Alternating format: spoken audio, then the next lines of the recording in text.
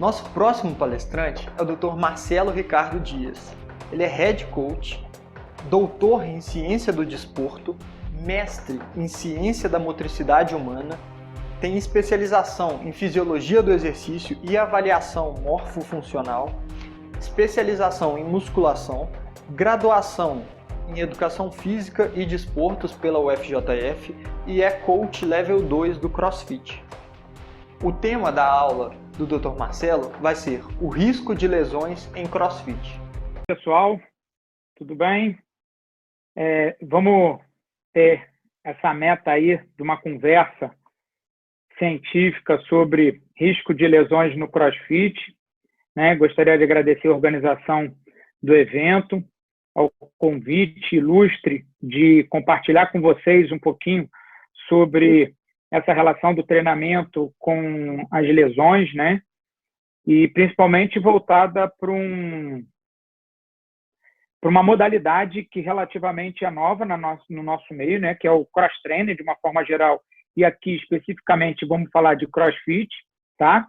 Então, deixar meu agradecimento e tentar colaborar um pouquinho com o aumento dessa discussão aí, tá?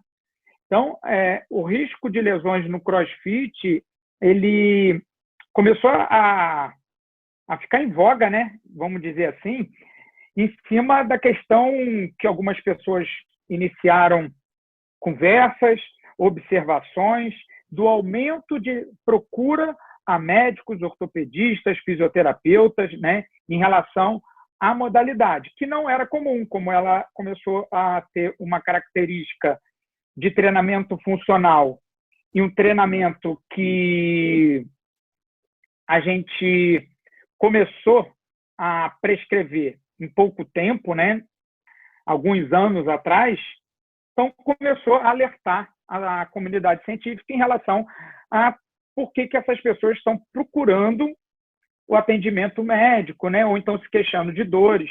Então, existe o primeiro problema, que é o conceito, o que a gente indica como lesões.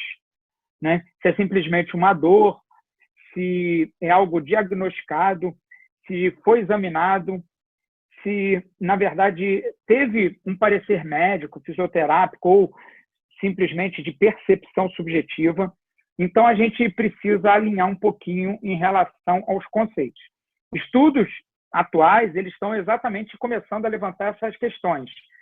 As comparações, elas não estão muito bem delineadas em função que as pesquisas não estão tendo uma definição muito criteriosa do termo lesão.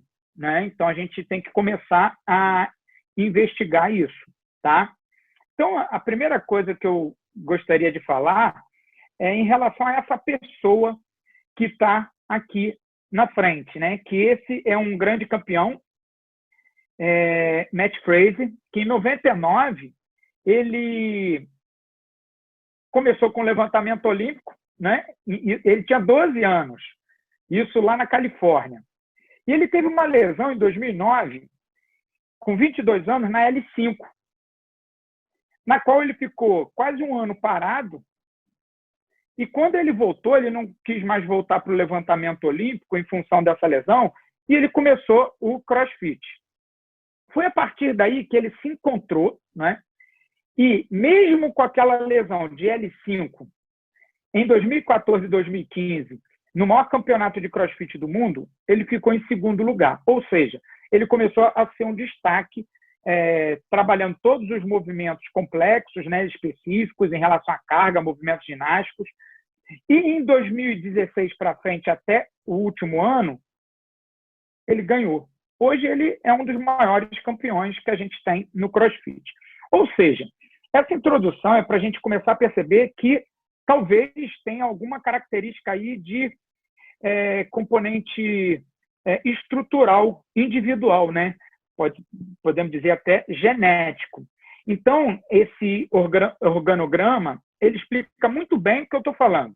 A gente tem alguns fatores que aumentam o risco interno, esses fatores internos, como lesão prévia, fatores em relação à capacidade aeróbia, força, neuromuscular, controle motor, e fatores que não são modificados, por exemplo, gênero, anatomia, o somatotipo, o fenótipo do indivíduo.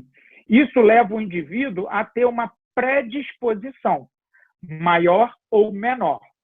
Isso, quando aplicado a uma carga de treinamento, ele pode ficar suscetível a ter lesão ou não, né? Então, a gente está falando aqui de aplicação de carga, porque dificilmente a gente vai conseguir mudar de forma significativa essa predisposição, né? A gente consegue diminuir essa incidência que eu vou mostrar à frente, mas essa aplicação de carga talvez seja alguma coisa que a gente possa controlar. E só lembrando que carga ela é manifestada de diversas formas, desde o peso que se pega, ao tipo de exercício, a quantidade de vezes, ao tempo que se executa, né? Então, a gente tem diversas formas para a gente modificar isso, tá? E ainda, pensando nessa relação, esse gráfico é de carga aguda e crônica, que ele mostra que quando a gente tem uma medida, tá, dentro do treinamento de carga aguda e crônica, que fica entre valores de 0,8 a 1,3, isso é um cálculo matemático que a gente faz na prescrição do treinamento, e é chamado de uma zona de sweet spot, que é uma zona de menor risco à lesão. Que quando esse fator ele passa de 1,5, ele aumenta, ele passa para um danger zone, que é um aumento de risco de lesão. Ou seja, a prescrição do exercício deveria ser baseada. Apesar que esse cálculo também pode ser contestado, tá? Porque não é só a carga de treinamento que gera um aumento de risco à lesão ou não. Então, a gente tem que exatamente perceber o organograma anterior, a relação da predisposição dele. Não é? Se é um indivíduo que tem predisposição, talvez esse gráfico seja bem aplicado. Mas se não tem uma predisposição, ou ele tem uma genética muito boa em relação à força e características articulares, talvez a gente tenha uma diminuição desse risco, independente dessa carga de treinamento. Não é? Então, a gente tem que olhar isso com cautela e sempre perceber o indivíduo como que ele se apresenta. Visto isso, eu fiz um levantamento na semana passada, simplesmente, tá, no PubMed, colocando os nomes CrossFit e lesões. Tá? Apesar que CrossFit pode ser colocado no PubMed como treinamento de alta intensidade, treinamento intervalado de alta intensidade, treinamento funcional de alta intensidade, mas aqui ele já dá um parâmetro e um norte que a gente tem relativamente poucos estudos desde 2013 a 2020, só que é uma quantidade que a gente já começa a descrever esses fatores, né? A gente tem 59 artigos que estão relacionados, eu não filtrei a característica desses artigos, tá?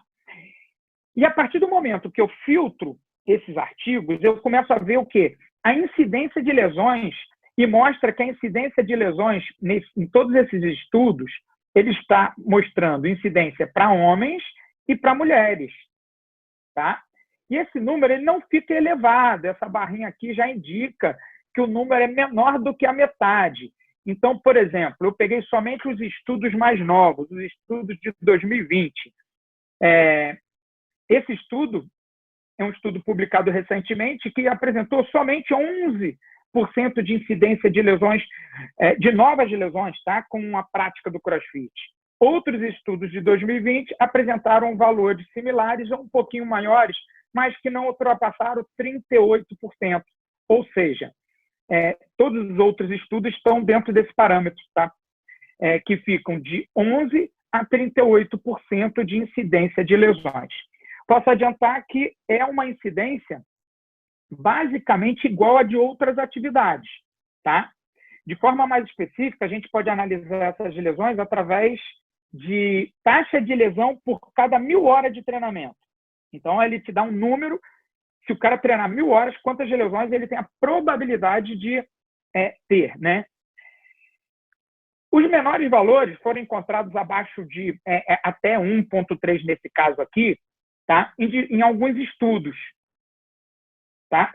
E a gente tem grande parte dos estudos com um fator de 2 a 3 em média, tá? Lesões a cada 1.000 horas de treinamento.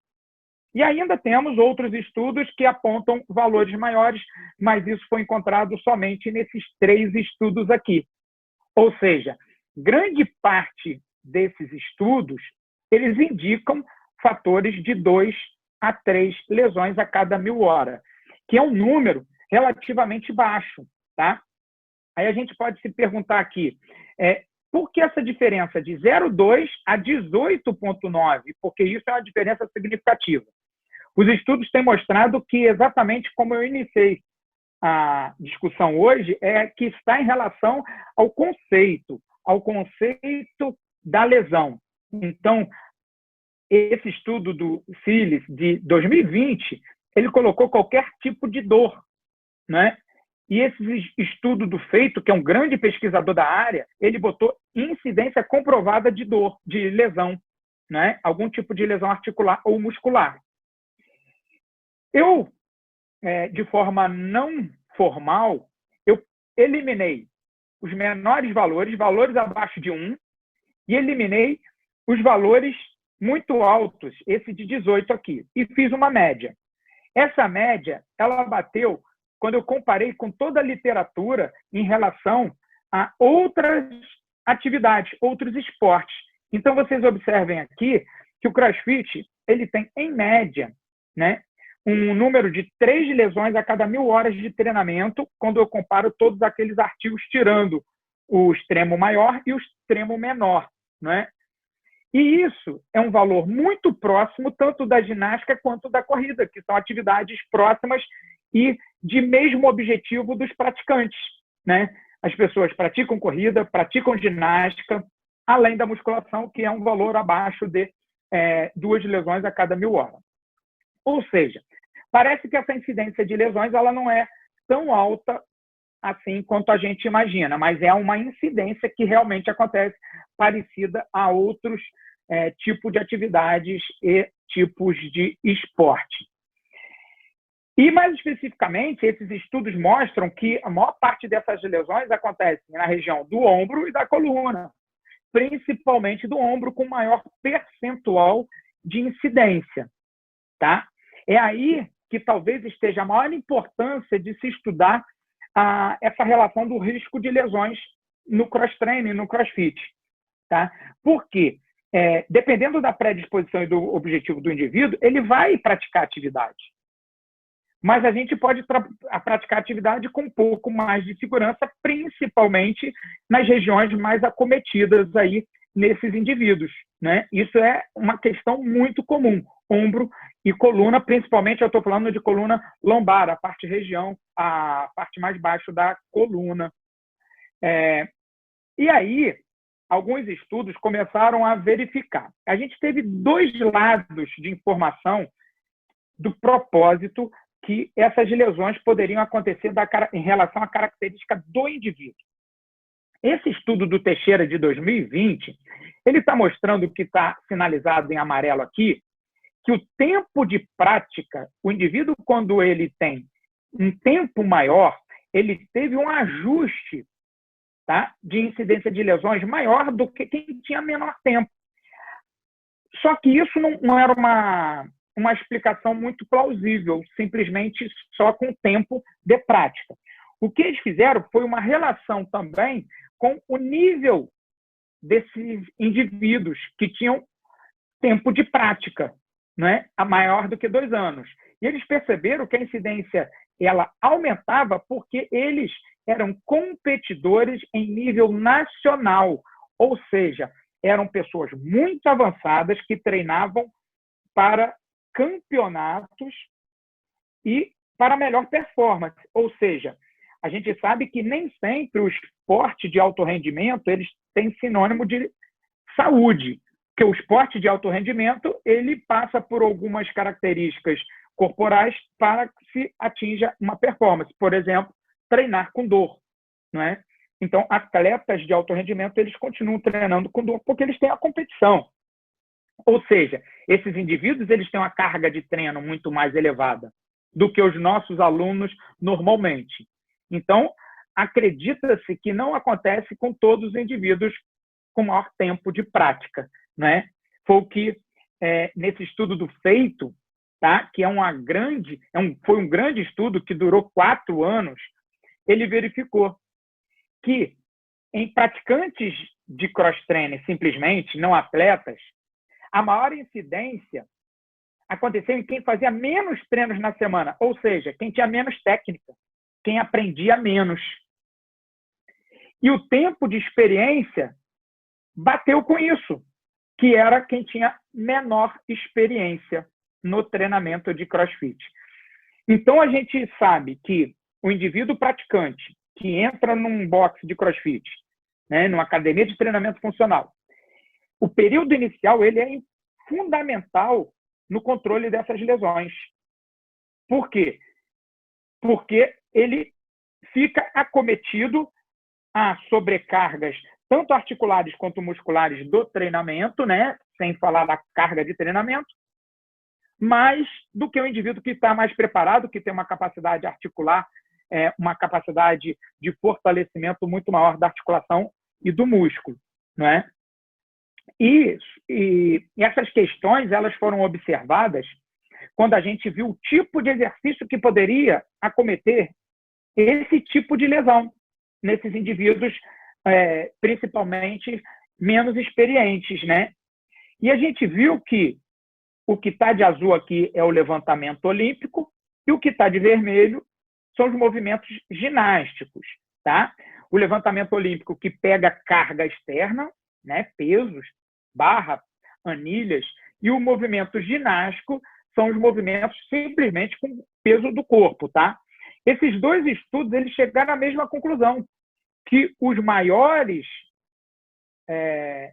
componentes que podem levar à lesão, eles são iguais, que é levantar peso ou trabalhar sem peso também. Então, o peso não é a principal causa de lesão no cross-training, né? Talvez seja a forma da movimentação. Aí, o Hack ele explica muito bem, comparando os exercícios de levantamento de peso e ginástico.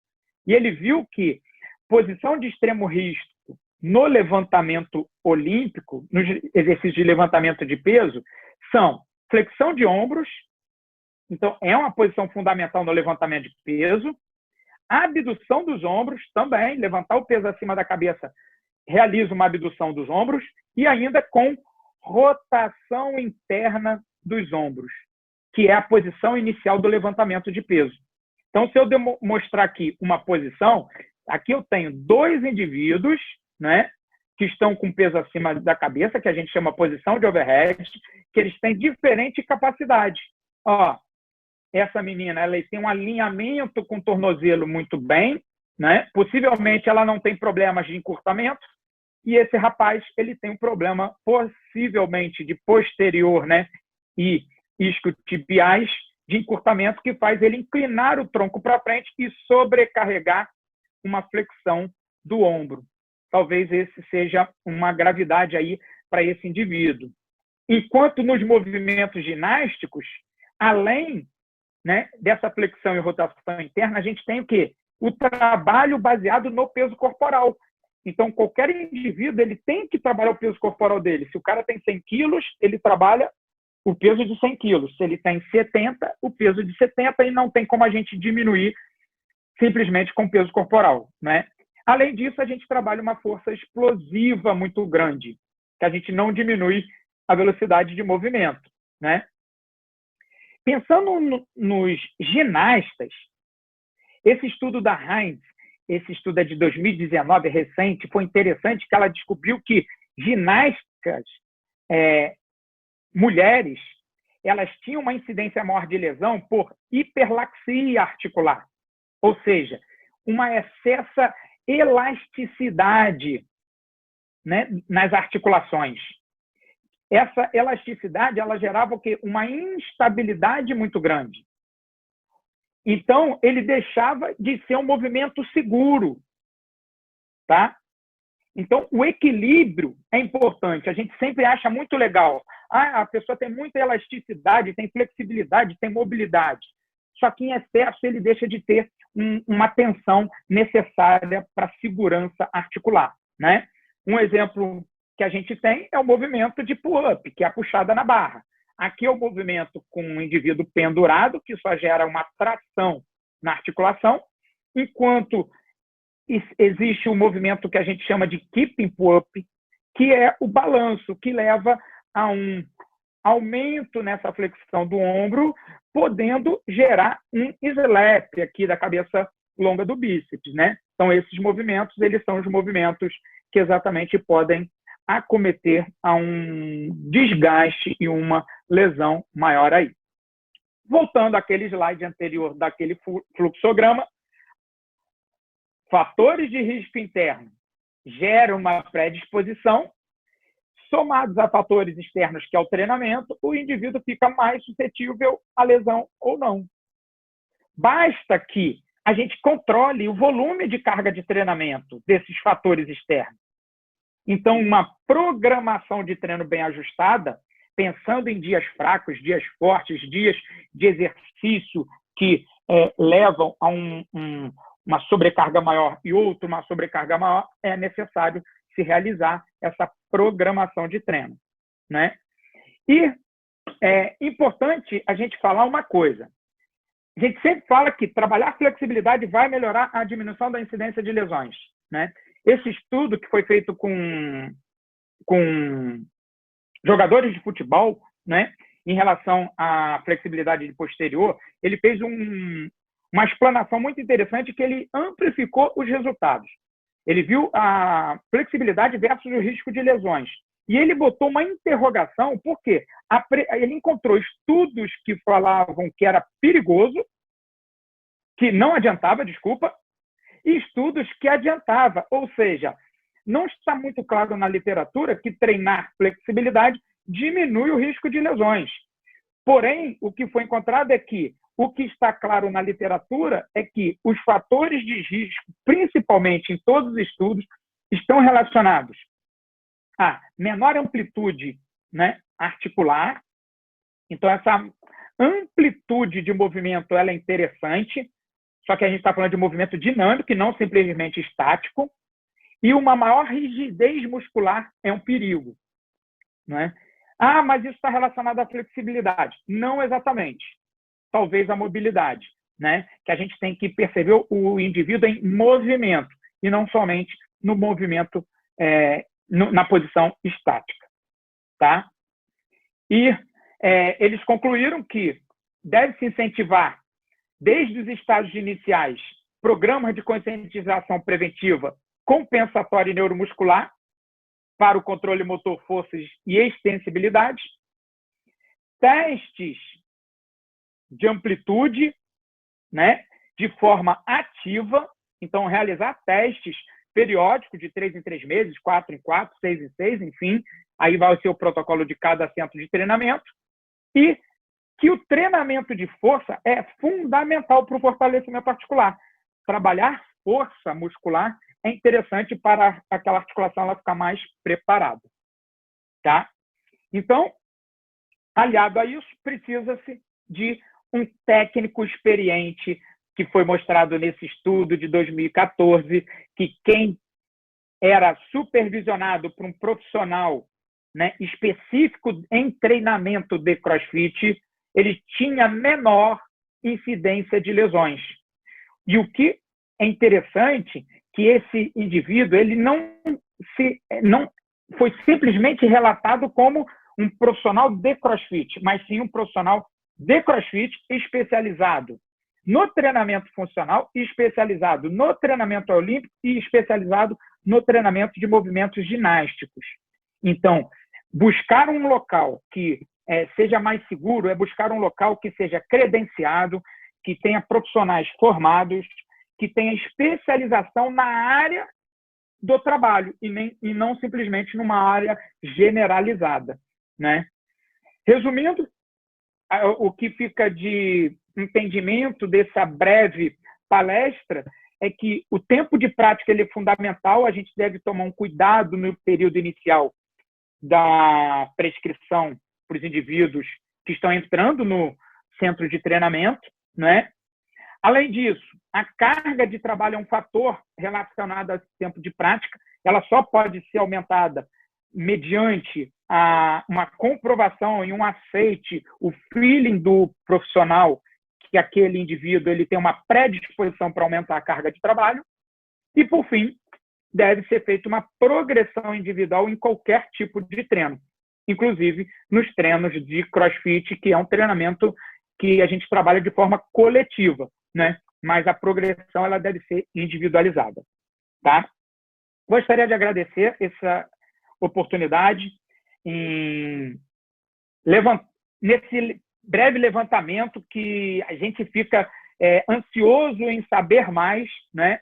Eu deixo aqui meus contatos para que fiquem à vontade para me mandar uma mensagem de dúvidas, de pesquisa, caso vocês queiram os estudos apresentados aqui, podem me mandar uma mensagem que eu mando para vocês com muito prazer. Obrigado.